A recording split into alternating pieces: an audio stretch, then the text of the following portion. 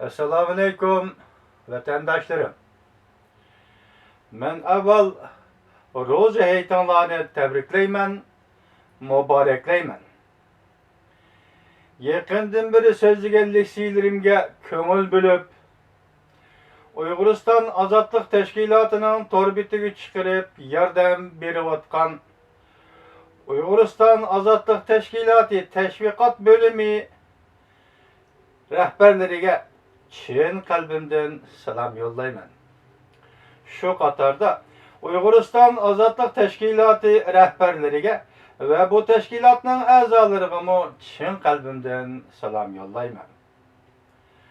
Hozirgi dunyoning qiziq nuqtalari qaysi rayonlarga markazlashdi?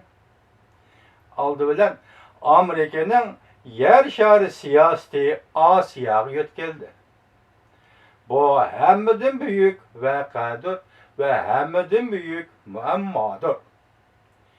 Keyinla Janubi dengiz, Sharqi dengiz, Yaponiyaning Senkaku taqim orollari ve Tayvan meselesi yuqorqala bir-biriga munosabatlik bir doira, bir rayonda degidek bir-biriga munosabatlik qiziq nuqtalar bo'lib qoldi.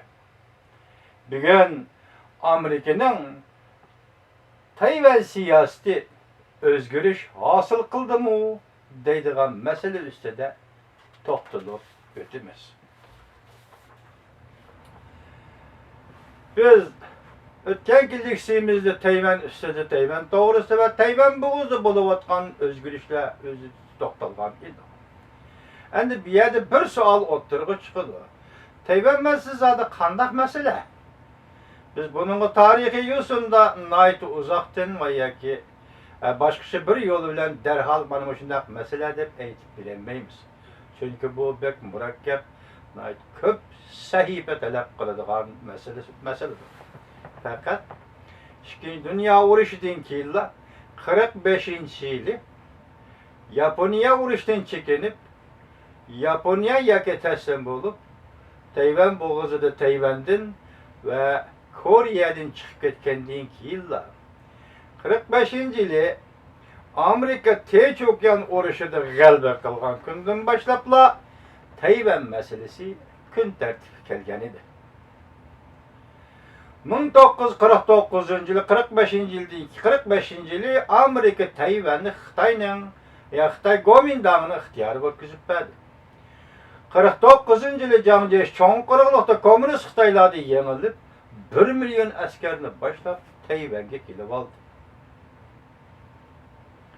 Bu Tayvan'ı 45-yili Amerika'nın Xitayga ötküzüp bergenligi 1943-yili Qayra yığınida ilan kılıngan Xitap namının ro'yiga uygun idi.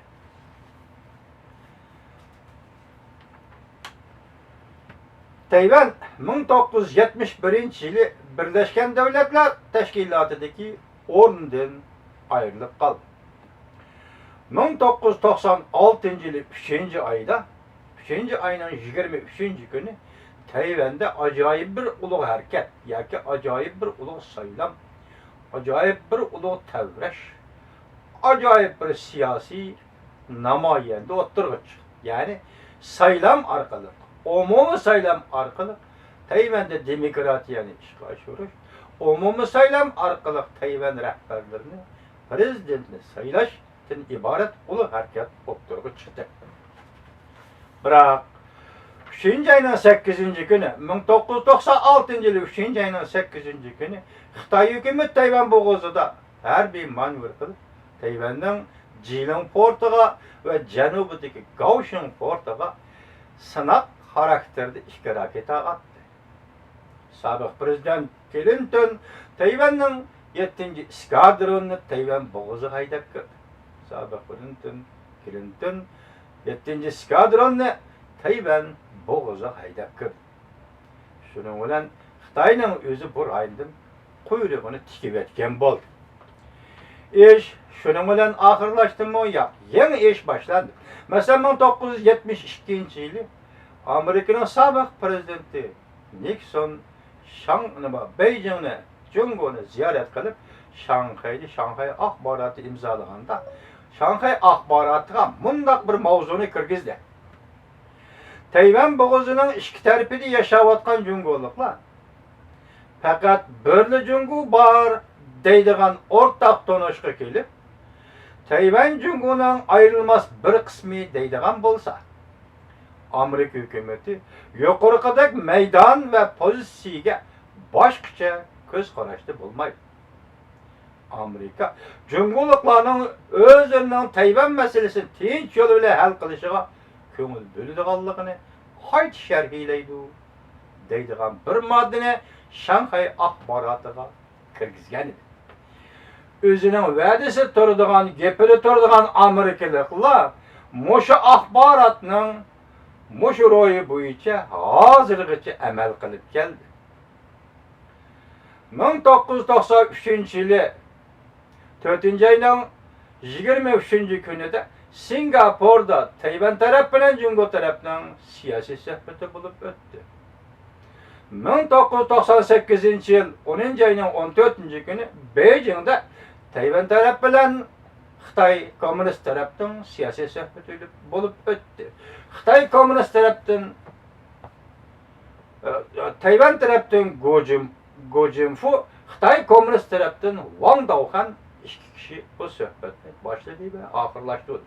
Shu vaqtda sobiq prezident Clinton 98-yil 10-oyning 14-kuni o'tkazilgan suhbatga haydakchilik qilgan edi. Oxirda bu yil 2013-yil 6-oyning 6-kuni Cumhur Halk Respublikasining raisi Xi Jinping bilan Amerika Qo'shma Shtatlarining prezidenti Obama Kaliforniyada uchrashgandan keyin garchi Tayvan masalasi to'xtaldimi, to'xtalmadi, bu matbuotlarda aniq bo'lmadi. Biroq shu uchrashishdan keyin sizlarga ma'lum o'tganda so'zlab o'tdik, 6-oyning 10-kuni Beijingda rais Xi Jinping bilan Kuomintang partiyasining faxriy raisi Wu Boshong qo'l elishib ko'rishdi. Qizig'i shu bo'ldiki, bu ko'rishishdan keyin Xitoy hukumati Taybeyda va boshqa shaharlarda, Kuomintang hukumati Guangzhouda, Shanxayda, Beijingda ish boshqarish o'rni, Xitoy tilida Tayvan ish boshqarish o'rni qurmoqchi bo'ldi. Bu siz biladigan, men biladigan, siz biladigan, men biladigan Xinjiang Bansu, Hunan Bansu degandek ish emas. Bunda bo'ladi deb o'ylamaymiz, albatta u bir davlat Tayvan degan. Lekin biz Guangzhouda, Beijingda, Shanxayda qurilgan ish boshqarish o'rni sada qaysi darajalik? Bosh elchi darajalikmi yoki konsul darajalikmi? Bu to'g'rida garchi bir narsa deyilmagan bo'lsa-mu, shu yerda ish boshqarish o'rni qurmoqchi bo'ldi. Biroq boshda so'zlab o'tdik, mush so'zlashlardan keyin Tayvanda mushundaq Tayvan Jungo munosabati mushundaq yumshash bo'lgandan keyin, hatto Tibet masalasi shunday yumshash bo'lgandan keyin Xitoy yenib oldi dedik. Yenib oldi, ish boshqacha bo'lib ketdi. Undaq aytganda o'zining va'dasi Xitoy hukumati balki o'zining va'dasi o'zi nobud qildi. Hozirdan boshlab aytganda Xitoy hukumatiga mayli ichki jihatdan kelayotgan besim bo'lsin, mayli tashqi jihatdan taqobil turg'ili bo'lmaydigan, lekin yetib kelayotgan besim bo'lsin. Oxirda Tayvan bilan Xitoyning munosabati Wu Boshong bilan Xi Jinpingning uchrashuvi bilan shunday bo'lgan vaqtda yana ajoyib kishini hayratda qoldirgan bir xabar o'tirib chiqdi. Masalan, 7-oyning 3-kuni, 7-oyning 3-kuni Tayvanda qurilgan ikki radio stansiyasi, biri Tianma radio stansiyasi, yana biri Dengyivan radio stansiyasi taqoldi. Bu dunyo bo'yicha eng qudratli radio stansiyalar edi. Bu radio stansiyalar amaliyotda Xitoyga anglitish beradigan radio stansiyalar edi. Sababini hech kim bilmaydi. Uning orqasida yana bir g'alati ish shunday bo'ldiki, mush radio stansiyalar ulab anglitadigan yoki tarqitib beradigan yana bir radio stansiyasidan anglitishi, masalan, Kaliforniyada qurilgan Alın Gumbuz Təşkilatının radio stansiyası Ümid Sadası mı taqılıb getdi.